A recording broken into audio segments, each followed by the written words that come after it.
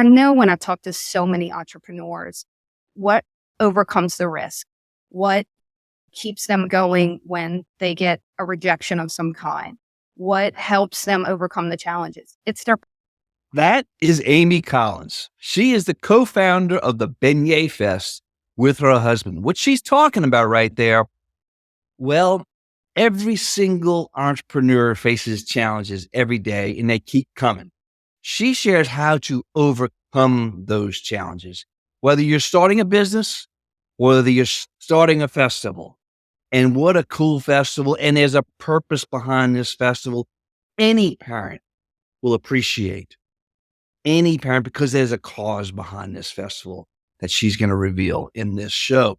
And there's over 50 kinds of beignets. Who knew?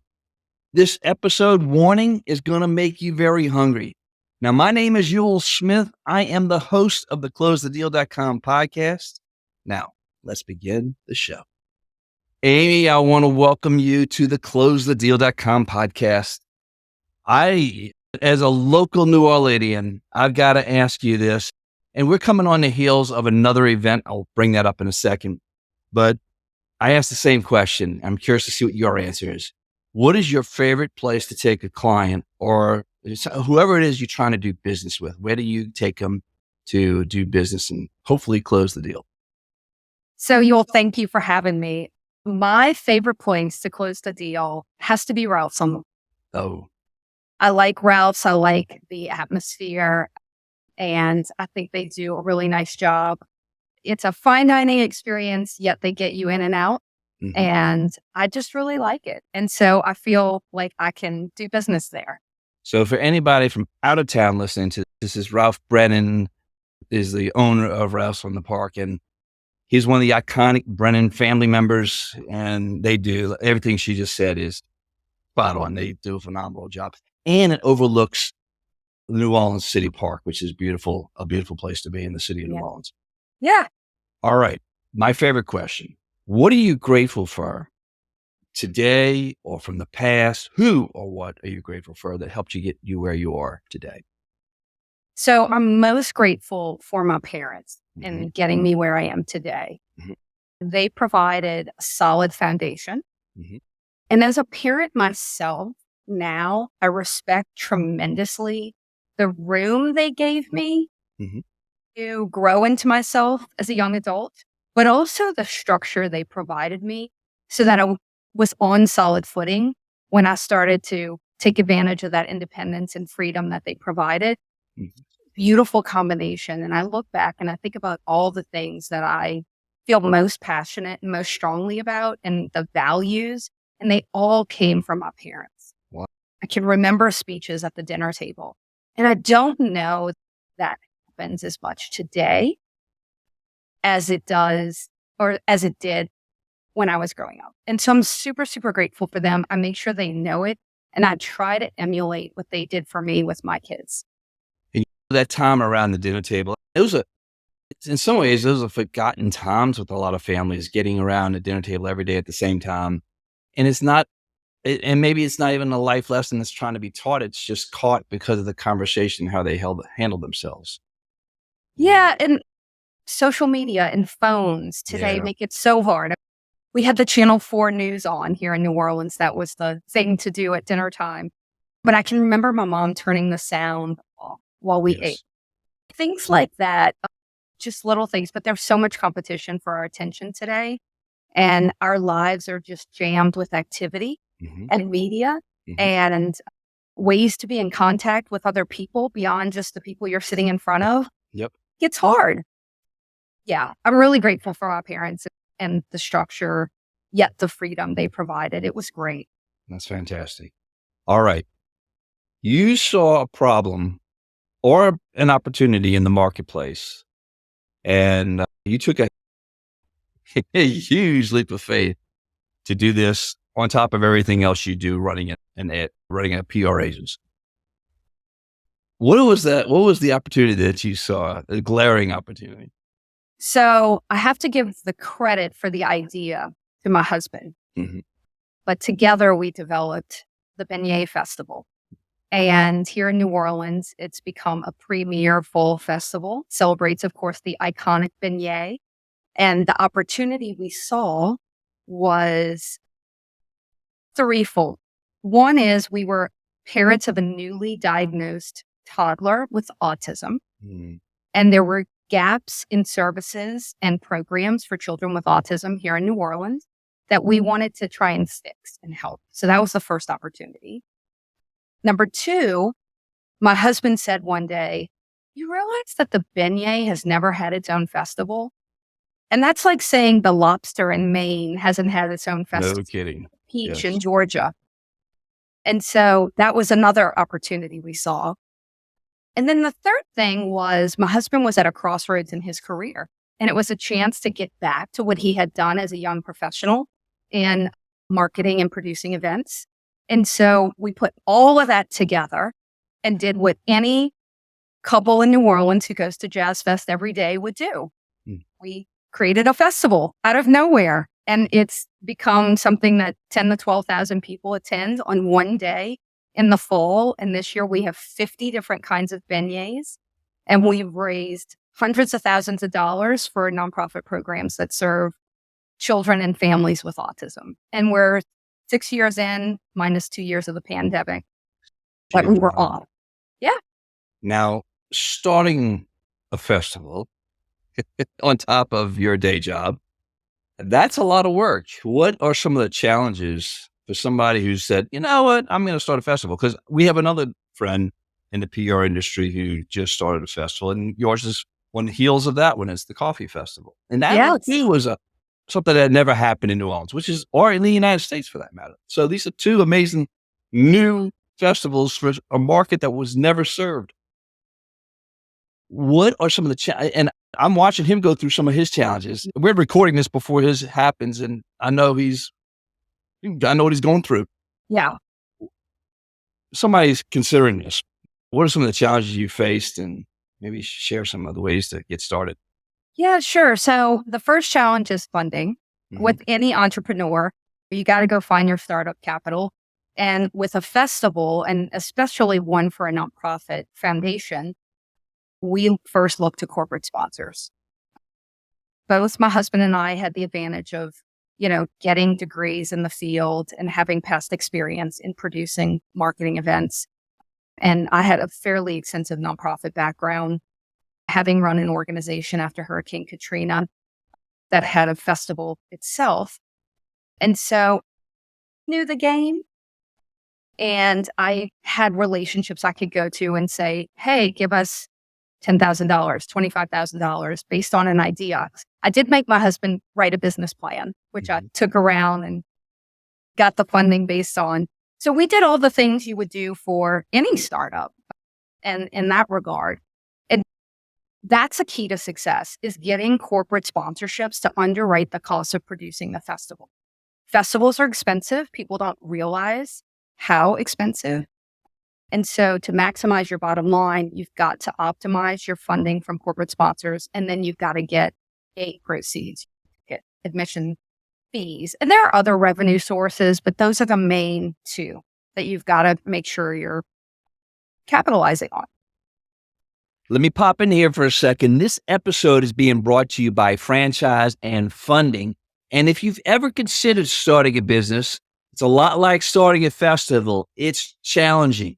And without systems and processes and a support system around you, you kind of don't know what to do because it's so many things to figure out. Well, when you're looking at investing into a franchise, you get those systems, you get those processes, you get the community around you to help ensure and increase your odds of success. So if you've got that itch to start a business, considering your first franchise, go to yourfirstfranchise.com. yourfirstfranchise.com. Now let's get back to this. Another challenge is that we created an outdoor event in South Louisiana during hurricane season. Are we crazy? We're crazy. And roll the dice. You have to roll the dice. You have to take the risk. You have to have a backup plan in terms of a backup date, which actually our second year, or maybe our third year, we had to move because of a tropical storm. We had to move the date. And so we moved from that first Saturday in October that year to the first Saturday in December. And we saw a drop off in attendance because we had been marketing this thing for October. And so we quickly pivoted and the city helped, but that tropical storm was no fun. So that's another challenge. And I guess one of the things, and this is universal to starting any business, is you have to know what your unique selling point is. And for us, we had an iconic item that had never been celebrated before. We recognized a business trend that beignets in all their different forms were proliferating restaurant menus across Southeast Louisiana. And so you weren't just talking about a fried donut square with powdered sugar. You were talking about seafood stuffed. You were talking about a hamburger beignet that really is a sandwich with beignets as the bun. You were talking about stuffed cheese and making me hungry. Things and beignet fries. There's a thing such as they're just shaped differently and they're crispy, but they're delicious with crawfish etouffee over them. Mm-hmm. So there were all kinds of things. So we also knew, this is an interesting tidbit, Beyonce's picture of her eating beignets was the most Instagrammed picture in the world in the year we started, 2016. That's crazy. Yeah. And so when we heard that, we thought, okay, we'll never have Beyonce perform. That would be amazing. But we can capitalize on the enthusiasm for beignets. Yeah. And it is unsurpassed. Everywhere we go, people love to tell their story of eating beignets. And so finding your unique selling point, I think, is another critical piece of starting a festival, but obviously as starting any business. And anybody, again, for people listening outside New Orleans, beignet, if you haven't been to New Orleans, the beignet you have to do it. You have to find and there's some iconic places. What are the iconic places you would go to, tell people to go to? Of course, Cafe Du Monde started it all. Mm-hmm. And they're still there in the quarter, and they have some locations in the suburbs. And then you have, of course, Cafe Beignet now, which has been around for a couple decades in the quarter as well. And they give Cafe Du Monde a run for their money, and they're really good. And so those are the traditional beignet places. Of course, Morning Call was a place that the locals know, again, for traditional beignets. But then there are people like Loretta's. Loretta's started as a praline company, but became famous for her take on beignets by being a Jazz Fest vendor, and then to subsequently headlined our festival since we started. And she has things like praline stuffed beignets, chocolate beignets, a crab meat beignet that is out of this world. I will stand in line for 20 minutes for that. It's like a jumbo lump crab meat salad. Oh my gosh. On a beignet. She's the one with the beignet burger as well. And of course, Miss Loretta passed on, God rest her soul, but her son has carried on the business. He's amazing. The business is amazing. So those are some of the icons. Of course, there are 50 different kinds of beignets and 23 different vendors at Beignet Fest this year. And the humble beignet is no longer so humble except for the original one. And my very first date ever as a kid in high school, sophomore year in high school, where did we go? We went to Morning Call. I knew you were going to say that. Yeah. It's a great, iconic place. And they have... We had what I call beignet battles, where everybody's blowing the powder on each other. That's great. All right. Great. If somebody would think about the idea of starting a festival, what would you tell them? What if you had to offer a suggestion or two, what would you tell them? Having been through this. Yeah, it takes a lot of hard work. It takes some risk. I never thought of myself as an entrepreneur. My husband has definitely put on that. And for us, it has taken passion to work through the challenges. And that passion comes from the mission. So I don't even know if I said before, the opportunity with our newly diagnosed child on the autism spectrum was that we could raise money for the programs that we saw that were lacking. And we funded summer camps and we funded extracurricular activities. And when the times are tough, or when you miss that sponsorship deal, or a global pandemic hits and you can't have your festival for 2 years, It's the passion for the cause that keeps us going. Yeah. And I know when I talk to so many entrepreneurs, what overcomes the risk? What keeps them going when they get a rejection of some kind? What helps them overcome the challenges? It's their passion for their idea and their passion for what they want to do. And if you want to start a festival, make sure you're passionate about either what the festival's about or the cause behind it or both. Yes. And for you, it's certainly personal, and it's going to help a lot of parents as well, so they can better understand the issues. And then, of course, you can help people in return, that's God's work. Tell us about the festival. What's happening? You mentioned you have 50 vendors. Is that right? So 23 vendors, 23 with vendors. 50 different kinds of beignets, Gotcha. Okay. 80 different menu items. So there are other things there besides beignets, fried chicken, red beans and rice, jambalaya, the usual. Yes. And then music, live local entertainment all day. We have some very popular local bands like Flow Tribe, Flat Boy Giz. We have a local family band that used to be on Disney called the Imagination Movers for families. We have one of the largest kids villages in any festival that I know of, because that's our mission, of course, is to serve children, all children. And so it's very sensory friendly and inclusive. We work with Children's Hospital of New Orleans to design the kids village. And so clinical experts have taken into account children with sensory processing disorder, children on the spectrum, and children with other developmental disabilities are able to come and be a part of it. And we also have, of course, a beer garden and an artist market. What would be a festival without those things? Absolutely. It's all one day at New Orleans City Park at the festival grounds on Saturday, September 23rd from 10 a.m. to 6 p.m. And where do they buy tickets at the gate, or can they go online? What's the website? Sure. So you can do both. You can buy tickets in advance online at beignetfest.com. Okay.